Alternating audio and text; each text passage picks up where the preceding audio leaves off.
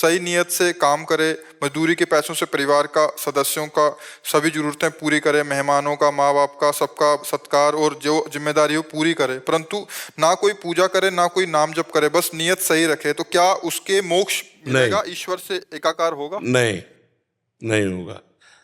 जैसे हम उदाहरण में आपको बताते हैं, भारत सरकार आपको अपने कार्य के लिए ऑस्ट्रेलिया भेजे, आप भारतवासी हो और आपको अपने कार्य के लिए ऑस्ट्रेलिया भेजे, और आप ऑस्ट्रेलिया में सुविधा मांगे भारत सरकार से, मकान, हर व्यवस्था होनी चाहिए, और वो आपके वहाँ ब्याह करवा दे, मकान दे दे, हर व्यवस्था कर दे, लेकिन अपने कार्य के लिए जो भेजा था सरकारी कार्य के लिए वो सब सुविधाएं दे, और आप लड़का बच्चा पैदा करो, पढ़ाओ लिखाओ, सबको खवाओ पियाओ, सरकारी खर्चे से सब व्यवस्था होती रही, और आपको 20 वर्ष बाद बुलाया जाए और इसके बाद पूछा जाए कि आपने सरकारी काम क्या किया, तो आप कहोगे हमने अपने बच्चे पैदा किए, उनको पढ़ाया लिखाया, उनके ब्याह किए, हमें सरकारी काम तो आप दंडनीय अपराधी माने जाएंगे कि नहीं माने जाएंगे?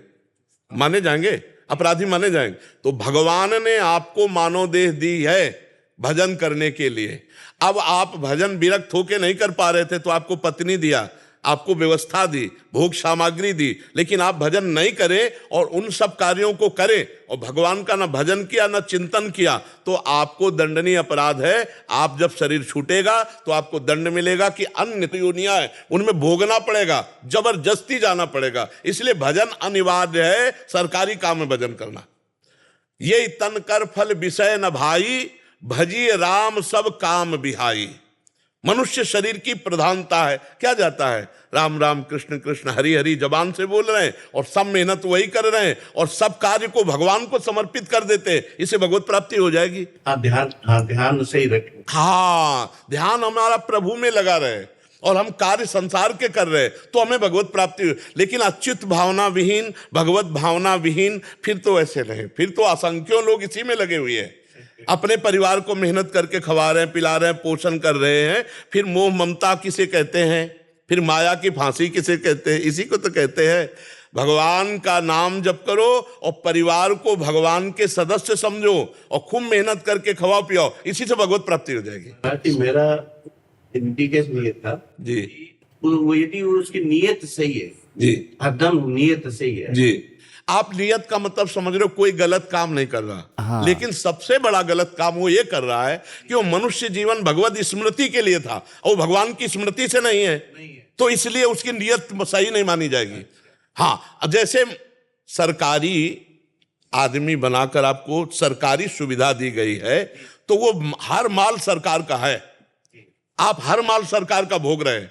भगवान की पत्नी दी हुई है, भगवान का पुत्र दिया हुआ है, भगवान का वैभव दिया हुआ है, भगवान का दिमाग दिया हुआ है, भगवान का शरीर दिया हुआ है, और आप भगवान का नाम जप नहीं कर रहे हैं तो पहली बात तो आप नियत से उल्टा चल रहे हैं। अगर उसको यह समझा जाए कि भाई मैं कोई बेईमानी तो नहीं कर रहा, तो सबसे बड़ी बेईमानी कर रहे हो, भगवान की चीज को अपना मान रहे हो। सही बात। भगवान के कार्य को ना करके अपनी मनमानी कार्य कर रहे हो, तो अब नियत कहां सही रही? नियत तो तब सही रही जब मुख में भगवान का नाम है और सब कुछ भगवान की सेवा है और मैं भगवान का दास हूं, अब नियत सही है। इससे लोक परलोक सब मंगल को प्राप्त हो जाएंगे। ये बात समझो। आप बहुत अच्छे आदमी हैं, आप बहुत अच्छा सोच कर रहे हैं, पर वो बात ना आप नहीं समझ पा रहे जो हम कहना चाहते हैं। नहीं समझ गया मैं, समझ गए ना? हाँ, ईश्वर का नाम भी जरूरी है, नियत साफ भी जरूरी। हाँ, नियत साफ तभी मानी जाएगी। नहीं, पहली बेईमानी तो आपने शुरुआत में ही कर ली।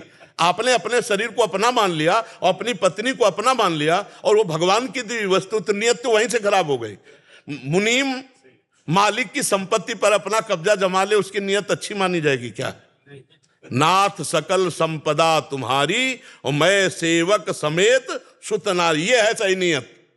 सही नियत ये है, नाथ सकल संपदा तुम्हारी मैं सेवक समेत सुत नारी। अब सही नियत से चलो, भगवान की वस्तु मान करके और भगवान का चिंतन करते हुए करो, अब विजय की प्राप्ति होगी, अब लोक परलोक सब मंगल हो जाएगा।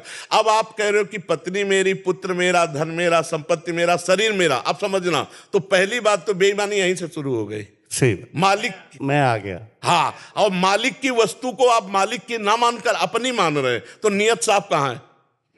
नहीं ना, वो तो पहले मानना चाहिए। मैं तो एक मजदूर का उदाहरण दिया किसी का। देखो हम सब मजदूर हैं, हम सब मजदूर हैं, हम सब मजदूर अपने अपने डिपार्टमेंट में सब मजदूरी करके अपने अपने उधर पोषण अपनी अपनी सेवा कर रहे। हम भी तो मजदूरी कर रहे हैं, हमने मजदूरी कर, हमको भी पेमेंट मिल रही, कृपा, भगवान की कृपा। जब हम आपसे भगवत चर्चा कर रहे हैं, ड्यूटी बाय ड्यूटी रोज हम अपनी दिनचर्या कर रहे हैं, तो हमें भगवान की कृपा मिल रही। तो हम सब मजदूर हैं, हम सब लेबर हैं, मालिक तो एक ही है। हाँ तो हाँ, और उसी के बनाए हुए सब हैं, सारी सृष्टि। यही बात मान लो, यही अंदर से मान लो। तो जब उसकी वस्तु है, तो जैसे हम मालिक की कार का प्रयोग करेंगे ना, और आपसे कोई पूछे कि भाई कार बहुत जोर की है, तो आप कहोगे नहीं नहीं मेरी नहीं, मेरी मालिक की है। मालिक की। आप भले जबान से ना बोलो, लेकिन अंदर रहेगा मालिक की है। और अभी क्या है, मेरी है। ये बेईमानी, नियत साफ नहीं है। नियत साफ जिसे कहते, वो नियत साफ नहीं है हमारे अध्यात्म में। अच्छा, अध्यात्म